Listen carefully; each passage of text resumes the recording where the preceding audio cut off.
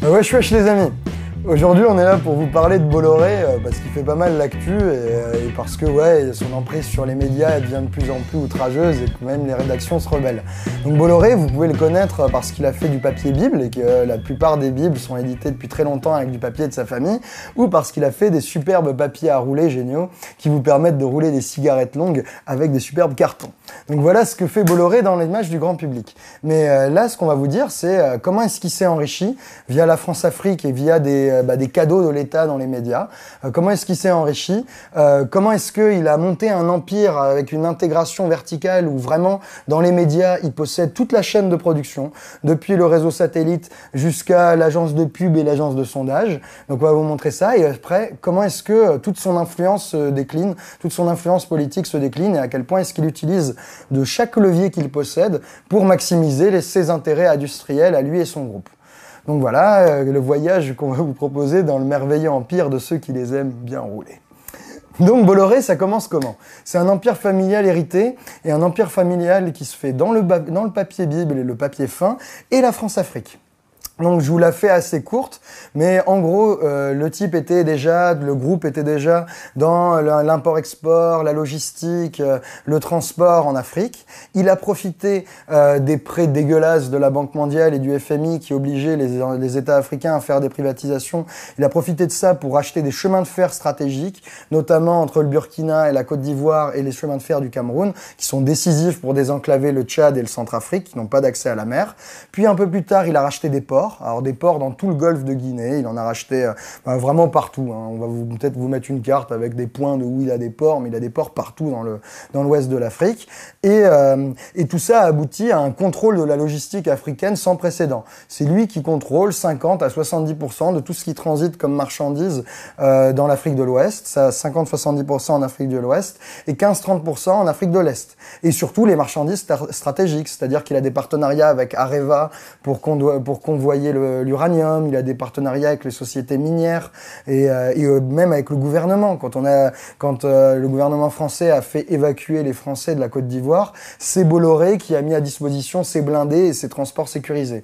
Donc il a fait beaucoup d'argent et son assise industrielle, c'est la France-Afrique, le papier, et les médias. Parce que très tôt, il a voulu mettre un pied dans les médias. Ça a commencé en 97 avec une OPA sur TF1 ratée. C'est Alain Minc, il a conseillé de faire un putsch sur Bouygues. Et son putsch a raté, mais il s'est quand même fait 230 millions, si on valorise ça en euros. Donc ça, c'était en 97. Puis après, l'État a décidé de voter la TNT. Donc il y a eu des canaux ouverts. Et il a remporté l'appel d'offres de Direct 8. Il avait jamais fait de télé, mais il a promis d'envoyer 30 millions par an. Et l'État lui a dit, tiens, cadeau, une chaîne de télé. Alors, Bolloré était content. Il a profité de son cadeau. Entre-temps, il a racheté vite fait Virgin 17 à Virgin qui avait envie de vendre. Il l'a racheté 80 millions. Et il a revendu tout ça à Vivendi. Mais il a revendu tout ça à Vivendi en se faisant payer en actions de Vivendi. Et à un moment où les actions étaient très basses. Donc du coup, il a obtenu énormément d'actions de Vivendi. Il se fait aussi énormément de flouze. Mais avec toute cette énorme quantité d'actions de Vivendi, ça c'était en 2011, ce rachat de tout ça par Vivendi, il a pu prendre le contrôle de Vivendi. Il est devenu président du conseil de surveillance en 2014. Et donc, s'il contrôlait Vivendi, il contrôlait Canal+. Une fois qu'il contrôlait Canal+, là, vous allez voir, accrochez-vous, ça fait une intégration verticale. Le type contrôle tout, mais tout, ce qui peut se passer dans la télé. Il contrôle les réseaux satellitaires. Donc pour vous, CanalSat, c'est du foot et du cinéma en France, mais en Afrique, c'est un des réseaux satellites principaux et une des chaînes de télé principales. Donc connecté, la France-Afrique, il contrôle la télé en Afrique, c'est génial pour lui. Il contrôle les réseaux. Il contrôle le matériel de télévision. Il a le leader européen de car régie, de fourniture de caméras, etc. Donc il contrôle même le matos pour faire la télé. Il contrôle des chaînes de télé. Donc il peut décider quel programme est diffusé ou pas sur Canal, Direct 8, D17 et iTélé. En plus de ça, il contrôle des sociétés de production de films, Studio Canal, et il a 10% de Gaumont, donc il contrôle les films, et il contrôle les programmes, parce qu'il est un des actionnaires principaux de Banijay, une boîte de prod qui produit un peu toute la merde, depuis Cyril Hanouna, La Roche-Joubert, jusqu'à un peu tout ce que vous voyez à la télé. C'est vraiment un leader hégémonique. En plus, il contrôle une boîte de pub, Havas. Avant, c'était EuroSG qui contrôlait, mais maintenant, c'est encore plus gros, c'est Havas. Et donc, une agence de pub, ça lui permet de, via Stéphane Fuchs, d'aider des politiques à faire leur campagne. Donc du coup, c'est génial, hein. Il a par exemple gracieusement fait la campagne de je sais plus quel du dirigeant de Guinée-Conakry. Donc du coup, il n'y a pas de problème. Il se sert de sa boîte de pub pour aider des politiques qui peuvent l'arranger en retour. Et pareil, dans la même dynamique d'arranger des politiques en retour, il contrôle l'institut de sondage CSA. Et comme je vous l'ai dit dans la vidéo sur les médias, hein, qui contrôle les sondages est un peu le faiseur de roi, le grand oracle qui va décider de qui recevra l'onction du peuple et de qui va gagner la course des politiques.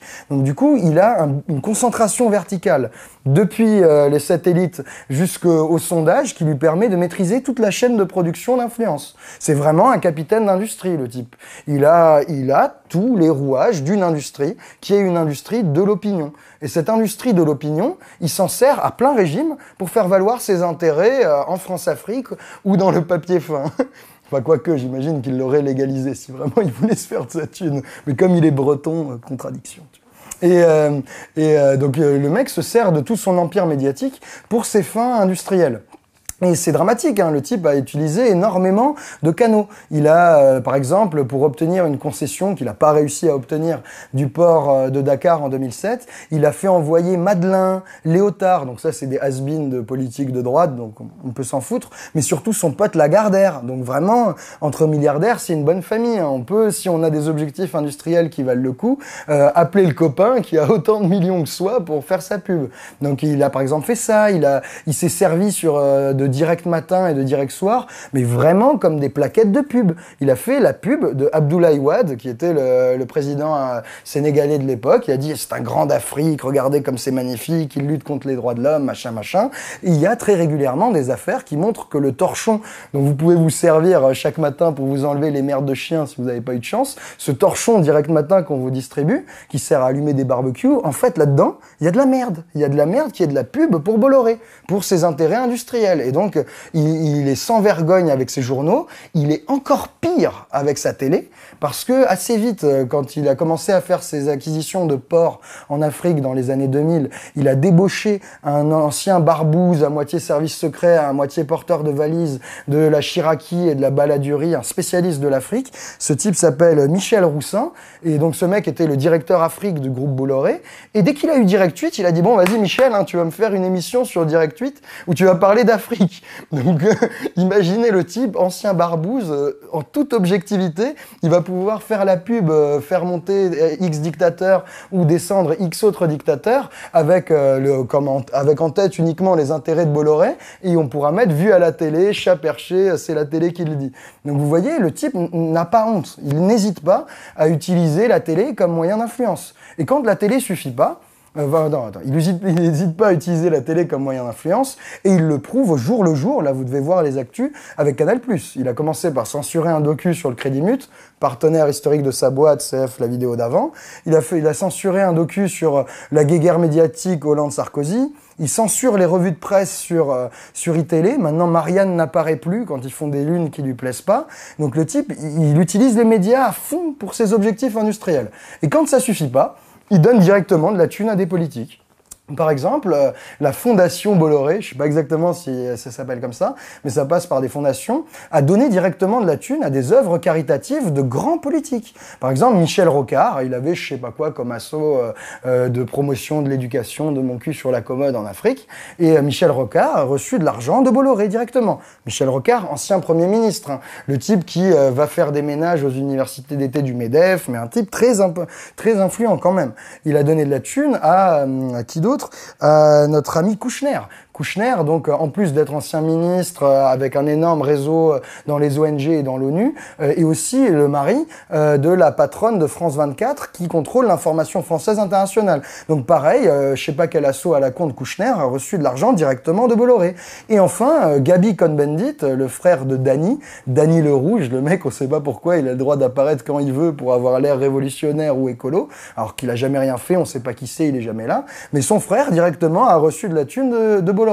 Donc vous voyez que la logique industrielle de l'empire Bolloré, une logique qui se comprend, hein. Le mec est très bon, c'est un excellent capitaine d'industrie, on peut pas faire mieux que tout contrôler dans son business. Donc il a raison de le faire, mais lui le fait pour la dynastie. C'est le 6e, il veut transmettre un truc stylé au 7e. Mais c'est ses intérêts à lui. Mais on comprend pas pourquoi ses intérêts industriels de capitaine d'industrie, d'ailleurs Shalom, hein, c'est bien fait, mais on comprend pas pourquoi est-ce que ses intérêts à lui vont nous polluer le cerveau. Pourquoi est-ce qu'il nous censure des documentaires? Pourquoi est-ce qu'il nous sert de la merde tous les matins en direct matin?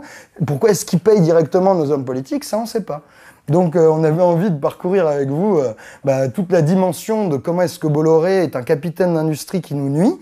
Et donc voilà l'exemple de Bolloré, mais vous inquiétez pas, ça s'arrête pas là. Il y a deux Taverneau, président d'M6, donc M6 contrôlé par RTL, un énorme consortium allemand et hollandais de médias. Deux Taverneau, PDG d'M6, qui, exactement comme Bolloré, parle de censure économique. On va vous mettre l'extrait.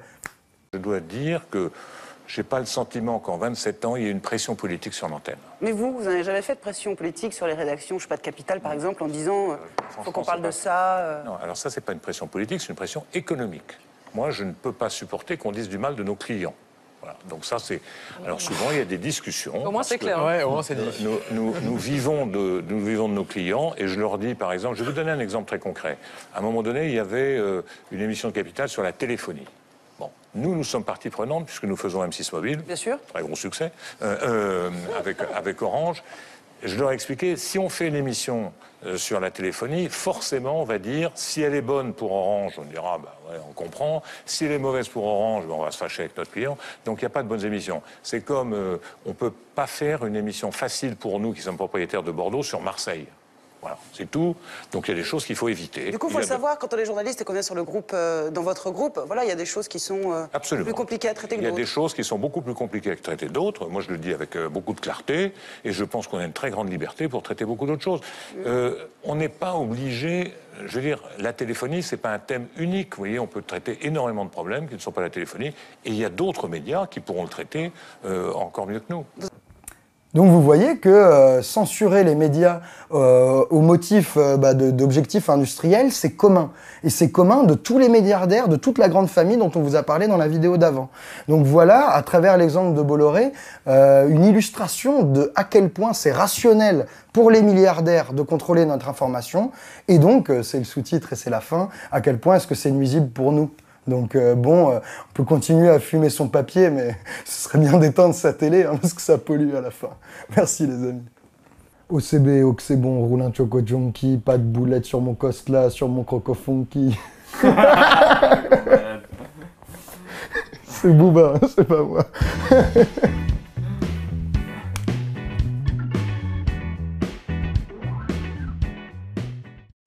Bah wesh wesh les amis. Alors aujourd'hui c'est la rentrée et on va vous parler de la mainmise des milliardaires sur notre système médiatique et d'à quel point est-ce que ça gangrène notre vie démocratique.